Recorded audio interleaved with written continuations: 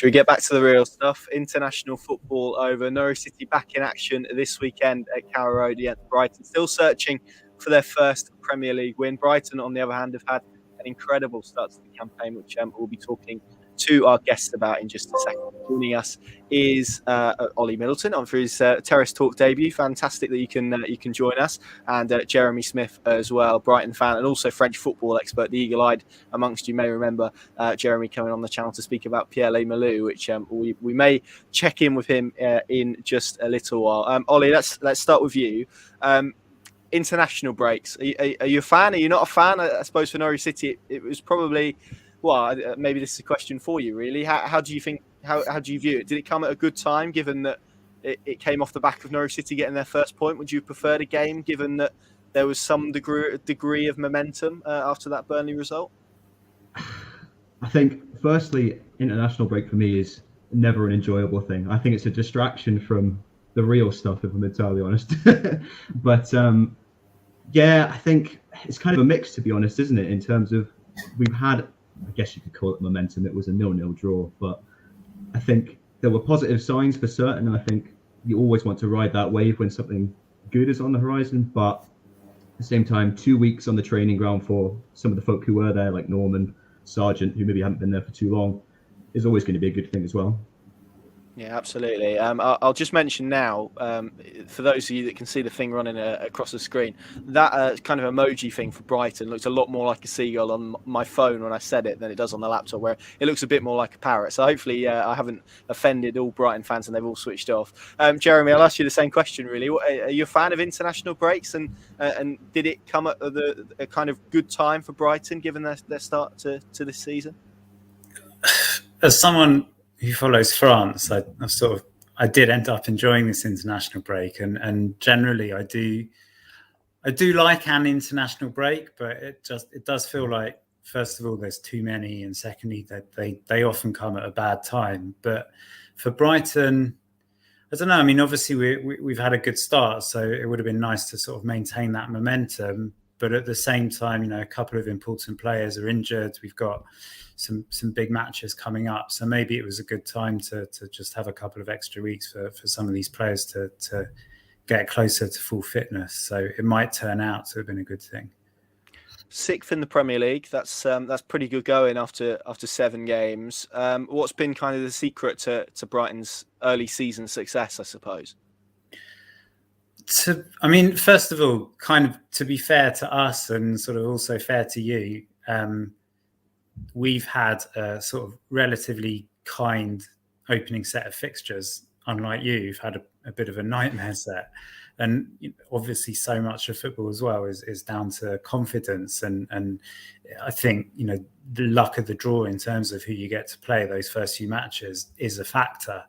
But the main thing has just been all the things that we were lacking last year have just, for the most part, maybe a little bit less so the last couple of matches, but sort of clicked into place. That all last year it became a running joke that we were playing great football and our XG was amongst the best in the Premier League or even Europe or whatever, and we just weren't putting away the chances. A lot of Brighton fans would also say we had a lot of really bad luck. And this year we've just been a lot more clinical. We haven't created probably any more chances than we did last year, but we've put more of them away. We've had a couple of little, rubs of the green, a couple of late goals, a couple of VAR decisions that have gone our way, which probably last year we think would have gone against us. And I think that's been the big difference. Everyone was saying last year we're that close to being a mid-table at worst team, and at this season so far we've kind of taken that little jump and just hoping that we can maintain it. Yeah, I was going to mention the XG thing later on because as you mentioned, it has become a little bit of a running joke, and there was something that I saw a league table earlier on this season that suggested that you're probably overperforming that. So there's probably an element of well, as you suggest, probably good fortune about that, but equally it's probably just, isn't it, given the 2 seasons that you've had where you've been underperforming it? Yeah, I think so. I mean, it's another football cliche that these things even themselves out. I don't think they do at all. And, over the course of 2 seasons, that's obviously not how it works. But it is nice just to feel like we're getting a bit of overdue luck. And as I said, not just the luck, but, a few players finding the net where they weren't doing that before, that kind of thing.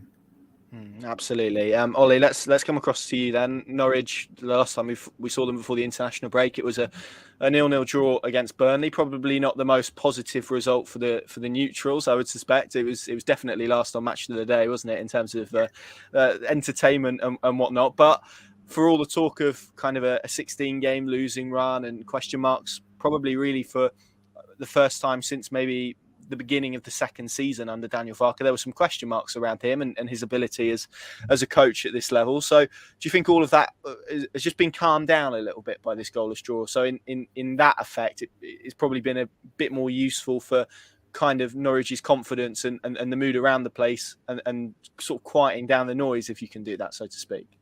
Mm-hmm.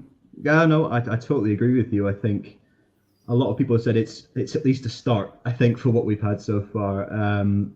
But it's a cliche as well in football that football fans have very short memories, don't they? I think regardless of the result, I think it's the immediate future where fans will be reacting to. And I think that it was just some of the pressure that Farke got so far early in the season. But I think, as I said, it's a start for us at least. And I think hopefully that can be positive moving forward as well, and that we'll begin to progress now. Yeah, it kind of feels like there's 3 camps at the moment of Norwich City fans. You've got those who are probably, along with everyone else externally, who are just kind of thinking just relegate them already, and that they've seen this all before, and it's typical Norwich City in the Premier League. You've probably got the opposite side to those who maybe are feeling a little bit more optimistic, feel this team will gel, feel that they're maybe pretty close to, as Graham Potter said today in his press conference, maybe getting close to their first win. And then you've probably got a camp in the middle of people who are probably got a foot in either side. They recognise maybe the bad signs that they've seen so far, but equally accept that there's probably a bit more growth within this current team. So I guess what I'm asking you really is which one of those camps, if any, do you kind of find yourself in? I think I'm certainly on the fence at the moment, I would say, in that type of camp, in that I'm hopeful that things will gel. I mean, the amount of changes that we did make in the summer, I think it's only realistic that it will take time for things to gel. And I think every Norwich fan wants Farke to do better, but there is certainly worry there that things could go south pretty quickly. I think there's a lot of trends sort of beginning to set in, which is worrying, but I'm still hopeful that we've got good players in now and that Farke is a good coach, and I think hopefully things will improve as we go forward. As I said there, it seems a lot of people, unless they're Norwich City fans or maybe Norwich City players or coaches even, seem to have relegated Norwich already after 7 games, and that's probably to be expected given their history in this division. Does that sort of ease the pressure a little bit? Can they use that as motivation? How do you kind of view what they can do with that? Because ultimately, until they start getting some results on the board and winning games and proving these people wrong, then that's going to be kind of the same drum to hit, I suppose, isn't it, for their critics? I think, I mean, what more motivation do they need, really? I think, I don't want to say their name, but I mean, Talk Sport, the stuff they're saying is outrageous at points in terms of how critical they're being. Every pundit is being critical. I think Norwich's main motto is about ignoring the noise, but it's pretty difficult to do that at the point. But I think if they needed motivation, then the fact that everything is against them, there's nothing more to motivate you really to prove someone wrong. I think that's something that was needed, and I think it could be a positive thing in the future. Yeah, let's certainly hope so. It's kind of that old cliche, isn't it, of sticking it on the dressing room wall or whatnot, but not really sure you can do that with a radio clip or whatever. Jeremy, that kind of leads me to my next question, really, which is Brighton have, I don't want to use the word established because is a team ever really established in the Premier League, but they've made it their home for the last sort of 4 or 5 seasons now. First under Chris Hughton, now under Graham Potter as well. What's kind of been the secret to that? Because it's something that Norwich City have really struggled to do every time that they've come up. Brighton seem to have sort of found the formula. Would you kind of cut that in kind of half in terms of what Chris Hughton did and then what Graham Potter has done with the job that Chris Hughton did? What would you kind of put it down to? What's the secret of their sort of longevity in the Premier League? Yeah, I think that's fair to cut it in half. I think Hughton, the style of football he played and the fact that it was the first couple of years in the Premier League, it was very much about do whatever it takes to survive. It wasn't always the prettiest football at all. But, we scraped through. And again, I think there is an element of luck involved. A point or two here or there can make a really big difference. And unfortunately, I think that you can probably split the Premier League now into sort of 2 or 3 mini leagues, and you're only realistically sort of fighting with a certain number of other teams from probably arguably the bottom half of the table. There's the title contenders, the Europe contenders, and the rest, and there's really not that much difference.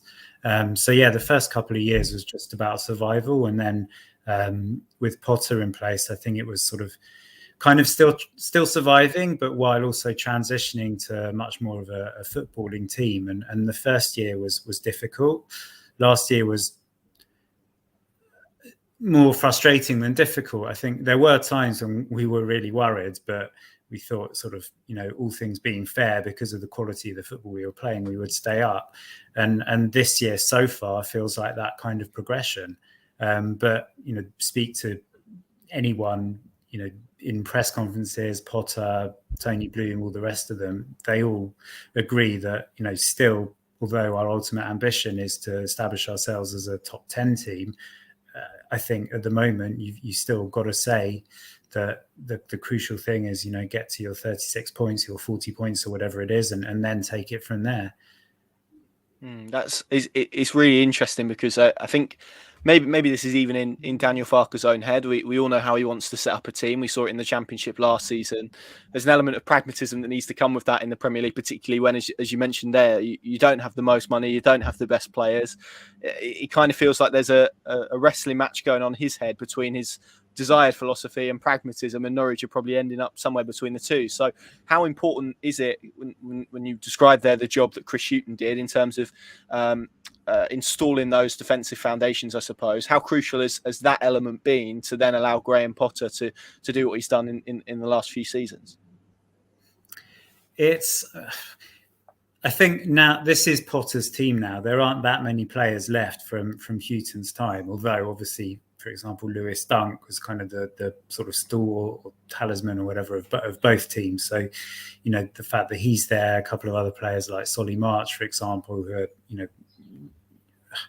kind of, I guess, sort of have the Brighton DNA, if you want. So that kind of thing is important. But I don't know. I mean, you know what fans are like. They're so fickle, and everyone wants their team to be winning and playing beautiful football. If you're not going to have both those things, then you've got to make a choice. Some Arsenal fans would say, yeah, we don't care about, or maybe 10-15 years ago they were suggesting we don't care about not winning stuff as long as we're still the most beautiful team to watch. I think deep down that's rubbish. Everyone wants to win titles or survive or whatever, and they'll do whatever it takes. So there's people every time under Potter we've had a bad run, there'll be people saying we should get rid of him. We need someone like Hughton back. Who cares about playing nice football if we're still going to get relegated, all that kind of thing. And the interesting thing is that at times over the last couple of years, for all the beautiful football, some of our more impressive results have been where Potter has been a little bit more pragmatic. And also last year, we sort of started clicking when the defence really started clicking. And, Sanchez came in instead of Ryan and gave the defence in front of him a lot more confidence. Webster's grown into arguably, better than Dunk and White. He's obviously gone now. Set play defending has been better. So I guess I sort of rambled on a bit, but to go back to your original question, I think, it's always got to be built on a good defence. Man City can kind of say, we've got, multi-millions up front, so it doesn't matter how many we concede, we'll still score more. But if you don't have those world-class strikers, and there's really not many of them around, especially if you don't have the money to compete with the bigger teams, then you have to build it on a good defence. And you know, as you said, yes, it was the last match on Match of the Day, but I think, you know, a 0-0 against away to Burnley is really positive, and that, of course, is pretty much what Burnley have been built on as well. And yes, it's not pretty to watch. They're not going to win many. Burnley are not going to win many neutral fans the way they play, but their fans won't care because they've been in the Premier League for a while now. With Norwich, I think they're a far more popular team. I think a lot of neutrals would like them to stay up. But it's that balance again. Do you want to sort of go down with lots of people feeling sorry for you, or stay up even if no one particularly wants to watch you? I don't know what the answer is. Yeah, it's a really difficult balance to strike, isn't it? Ollie, we've spoken about the defence and what Jeremy said there in terms of ensuring that you have a decent one in terms of giving yourself a fighting chance of staying at this level. For you, is Daniel Farke sort of struck that balance with this three at the back? Is that the way you see him going now for the foreseeable future? I think you said the key word there. It's about balance, isn't it? I think we've certainly seen progress with the defensive solidity for certain, and it's about now building on those foundations and actually beginning to bring some sort of attacking attempt into it as well. And there's a lot of sort of word about at the moment in terms of playing five at the back or three centre backs is maybe a tad negative, and it's going to be difficult to find that sort of balance. But I mean, look at Brighton. You obviously play three at the back. I mean, if you look at even Sheffield United on their first season, they were scoring goals and very solid at the back, and they based it on five at the back, three in midfield, two up front. And I think having that solidity, as you said, is so significant. But the key word is balance there. It's about moving forward from that and hopefully being a danger at the other end as well. Yeah, $1 million question here for you, really. How do Norwich City solve that in terms of how you see it? Is it as simple as, let's say, putting Todd Cantwell into one of those central positions, pushing him on a little bit? Do you see Norwich in the future maybe going to more of a 3-4-3 and maybe throwing in Rashica, Cantwell or Jolis into that mix? How do you kind of see it going in terms of getting a bit more creativity into this side? I do like the sound of that. I think I touched on Sheffield United then a second ago in terms of, for them going forward, they had that one sort of small thing that was able to sort of take advantage of other teams and things that weren't expecting, which was overlapping centre backs. And I'm not saying that we should employ that, but it's about finding that sort of niche thing that really troubles teams going forward. And I think there's one which is a possibility with Billy Gilmore, for example, in the Scotland side. They play in a similar formation with a 5-3-2, but John McGinn plays in the centre of that. And when defensively, it's very flat and compact, but then going forward, John McGinn pushes into more of a 10 position so that he can press and be more aggressive, but then you can also feed the strikers. And I think maybe a Todd Cantwell comes here and does that, but then you worry about defensive solidity then. Or maybe even Billy Gilmore, who's played in something similar, could do something like that as well, and maybe push into that middle role with a bit more license to get forward. But we need to find a way to use Zolas and Rashica. I think at the end of the day, I think that's kind of the key going forward. And as you said, 3-4-3 could be an option for that. Where do you sort of think Daniel Farke's head is at? I know we talk about international breaks and people use the term, he will have had 2 weeks on the training ground to work with him. We know in reality that's probably not the case, given half the squad probably join up with internationals. Obviously, from social media, we've seen that other players have headed abroad for a little mini break. So Colney's probably been relatively quiet, certainly for the first week of it. Do you think we'll see him opt for continuity and something similar to what we saw at Burnley, just to try and inject some confidence? He's used the term that he said on a few occasions he feels that they're probably lacking a little bit of confidence. Is this the way to get them to it? And then you can begin to take the shackles off and maybe add attacking bits. Do you kind of think that's where his head is at, particularly given Brighton and Chelsea, the next two? It's a very tough couple of games that Norwich City have got after this international break. Yeah, I think what I think he will do and what I think he should do are probably two very different things. But I think I read in an article recently that he was annoyed when people called him stubborn for going forward.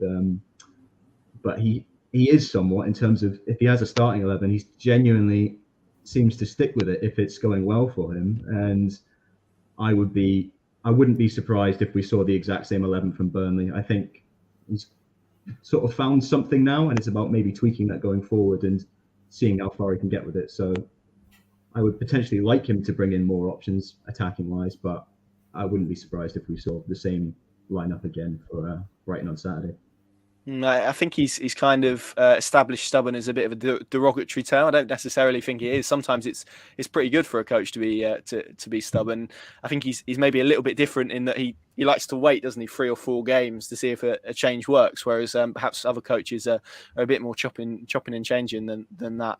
Jeremy, let's come back to Brighton then. I want to speak to you a little bit about Graham Potter, because he was I don't like this word particularly, but he was kind of hipster, wasn't he, when he arrived in England and managed Swansea. There was kind of all this talk about him putting on sort of theatre performances in with Ostersons and that sort of stuff. And then after a season, he was propelled into the Premier League.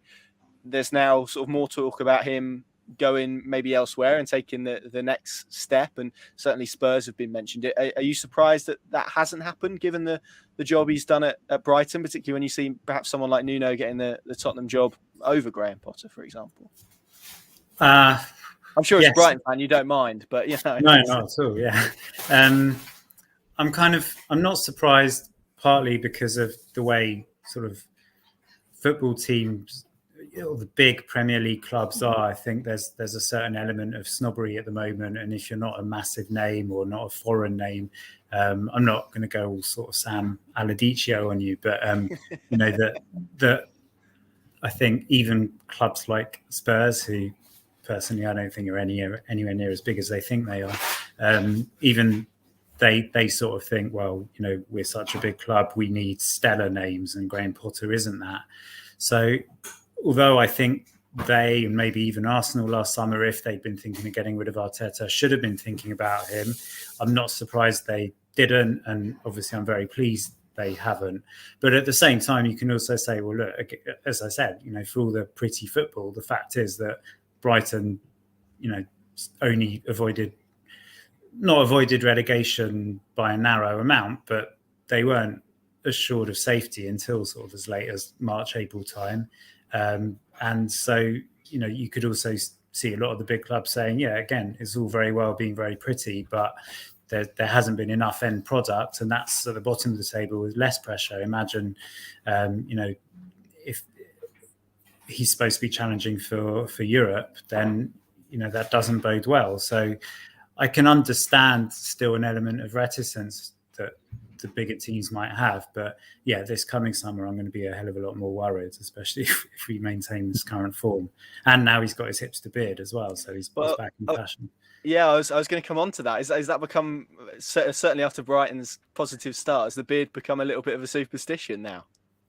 Well, there was a period, I think it was a couple of seasons ago, where he started off kind of turning out in his tracksuit, and then after a bad run of games, he put on he bought himself a nice coat and came sat in the dugout with that, and our form improved. So yeah, maybe this is the next stage in that. I don't know. Fashion influencing football results. I'm all for it.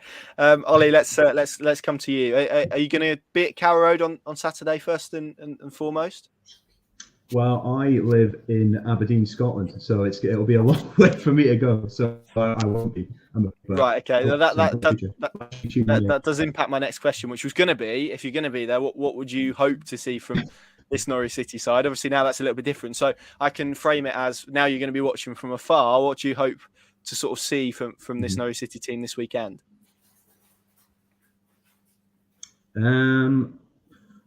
Effort, desire, I think. Yeah, I can't really mock that from the last one, but I want to see more of the defensive stability for certain, and some sort of attacking threat for sure. I want to see more from the top two, and hopefully some more goals for the GOAT team as well. Yeah, I think. What an international break it's been for Teemu Pukki as well. Now Finland's all-time record goal scorer, surpassing Jari Litmanen's record, which is hopefully going to give him a little bit of confidence ahead of this weekend. I wanted to ask you about Matthias Normann, and I'll come to Jeremy on him in just a moment. How good has he been so far? I mean, the biggest compliment that I can probably pay him is he's played 3 games for Norwich City and probably been Norwich's best player in all of them. Would you concur with that? Absolutely, I think. I mean, he's been what we've been crying out for all season. I think we were desperate for someone in that position, but he's taken it to a new level, really, hasn't he? I think he hasn't really been tested defensively yet, I would say, in terms of that sort of screening thing that Ollie Skip did obviously previously, but he's at a new dimension with his long passing. I mean, even we saw his skill, the Maradona turn at Burnley was unreal. But I think it's playing devil's advocate. I think it's worrying at the same time, in that he's playing in a role where you usually go, they're the kind of role where you don't want to hear too much about them. I think that kind of role, and the fact that so many Norwich fans are going, he's been amazing and he's one of our biggest attacking threats from defensive midfield, is maybe getting carried away, I think, a bit. But he has been great. There's no doubt about that. Which leads me on to ask you, Jeremy, what sort of went wrong for him at Brighton? Because I'm sure a lot of Brighton fans are looking at him now and are keen to see how he gets on after a pretty good spell in Russia, where he was regarded by many as certainly one of the better players in that league. And we can kind of discuss its quality, I suppose, for as long as you want. But are Brighton fans a little bit intrigued around how Matthias Normann will do for Norwich this season? Yeah, I think intrigued is the word. I mean, it's obviously he didn't sort of get too close to the first team, but I think our sort of Premier League 2 teams, the youth teams have done very well the last 2-3 years. So, and that again probably is an element of establishing ourselves as a regular Premier League outfit, that there's a lot of players coming through. There's a lot of competition sort of below the first team to push through into that first team. And so he probably is just unfortunate that, you know, he was there at a very competitive time, or maybe it took him a little while to kind of get to his top form, where others have got there a little bit quicker. But yeah, it'll be interesting to see, you know, just how far he can go and how much we missed. Yeah, it's been really interesting sitting in press boxes in the last couple of weeks. Obviously, Norwich have played Everton and Burnley. He was pretty good in both of those games, and I think I've heard people in the local press behind me for the opposition kind of say, he looks a player. So that's always interesting as well, to get other people's perceptions of him. And as you say, maybe there'll be a point to prove for him this weekend. Jeremy, it'd be remiss of me whilst we've got you not to ask you about Pierre Malou. We obviously had you on in the summer talking about him and maybe what he could offer to Norwich City. It's been probably maybe an indifferent start for him, I would maybe say. I think by his own admission, he kind of spoke to us a few weeks ago before Norwich played Arsenal, and maybe admitted that still wasn't fully up to speed and up to grips with English football. But what have you made of his start at Norwich City so far? I think that probably sums it up and probably sums him up, to be honest. Kind of solid enough, but pretty unspectacular. And I think probably as we discussed before, he's kind of the sort of player that when better, if you want, players around him are sort of in good form, then he's going to fit into that very well and sort of keep everything ticking over. If they're not, then he's not the kind of player who can necessarily take a match by the scruff of the net and be a match winner on his own. So I think a lot of it is sort of reliance on how well the players around him are doing. And obviously there's got to be an adjustment period for any player coming from abroad. So I think, you know, need to give him a little bit of patience, but I think, you know, I think he'll come good as a solid addition to the squad, but don't expect him to sort of carry you to safety, sort of thing. Yeah, it is interesting, kind of reflecting back on what you said at the summer about him and maybe what he's shown in the opening weeks of the season, I think. And it will be interesting to see if there's another gear and another level to his game in the weeks to come as he does acclimatise to English football, sort of in the next few weeks, which is going to be interesting. Ollie, let's come to you then. How do you see? You're going to be watching in Aberdeen, like you say, but how do you see this game going? Norwich City obviously are at home. They haven't won a game so far this season. Is it going to be 8th time lucky for them this weekend against Brighton? I certainly hope so. I think it'll be an open game, I think, for definite. I think the important part is obviously being solid and sort of dealing with Brighton's threats going forward. I think there'll be spells in the game where you'll probably dominate it. But I think we'll have spells as well where we'll have a bit of the ball. And I think the important part is not getting done in those spaces left by our fullbacks, which is obviously been horrifically open. Like if you look at the Leicester game and the Watford game, we get turned over so easily, and I think that's the important part. I think when we do have our opportunities to really impose ourselves in the game, we don't get caught out with silly or stupid mistakes like usual. And I think, but I'm hopeful, but it doesn't sound like it, but I am hopeful we can do more this weekend, and why not? I hope we can get onto a win. Well, I was going to ask you for your score prediction. So let's see if that hope is turned into something a bit more tangible. I'll be positive and I'll say 2-1. Why not? Good man. Like to hear it. Jeremy, I'll come to you as well. From a Brighton perspective, how do you kind of see this game going? And I'll ask you the same in terms of a score prediction. I'm not hopeful in general as a fan. I'm pretty pessimistic. I mean, one of the big things for Brighton this year, I talked about the sort of fixtures and the kind fixtures. Actually, for Brighton, that hasn't meant much, because the big problem, certainly last year, was that we weren't getting any points or any wins against the teams sort of supposedly around us kind of fighting to stay up. And that's been the big difference this year. You know, we've already beaten Burnley, Watford, Brentford, for example. So, and we've got Liverpool and City coming up. So I think this is an important match for Brighton to kind of try to maintain that positive momentum. But the last couple of matches, Crystal Palace, we didn't show that much going forward. Arsenal, we showed a lot going forward, but actually barely had any shots on target to show for it. So I am slightly concerned we're kind of falling back into a couple of bad habits from last year. I think also it depends on the fitness of a couple of players. You know, Welbeck's out, Alzate's out. Based on what Ollie said, it'll be interesting to see if Lamptey's ready to start, for example. Bissouma, who's so important to us now. You talked about Norman in a way. He's, you know, we've clicked now that Bissouma has clicked as an absolutely world-class, but consistently world-class match in, match out player.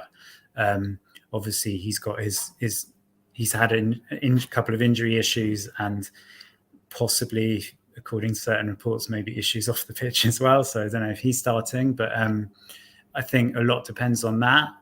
I'm naturally pessimistic, so I feel like at some point we're going to have a bad result, and it's more likely to be this. I don't count City and Liverpool's bad results, so it's more likely to be this week. So I'm a little bit nervous, but I'll go 2-2 draw. It's funny because the thing I said about luck, from what I remember last time we played you away, we got a massive slice of luck. So you hit the bar, the inside of the post right at the end of the match. So maybe you are us one this time. Yeah, I mean, you're testing my memory a bit there, because the whole of Project Restart I've kind of erased from my memory, to be honest, because Norwich lost every single game and scored one goal. So your knowledge of that is probably better than me. But Jeremy, Ollie, thank you so much for joining me. Been brilliant to chat to you both ahead of this one. Of course, we'll be at Carrow Road on Saturday. Pinkin.com, the place to go for obviously the live blog analysis and reaction to the game as well. Thank you very much for watching. Let's hope it's 8th time lucky for Norwich City this weekend.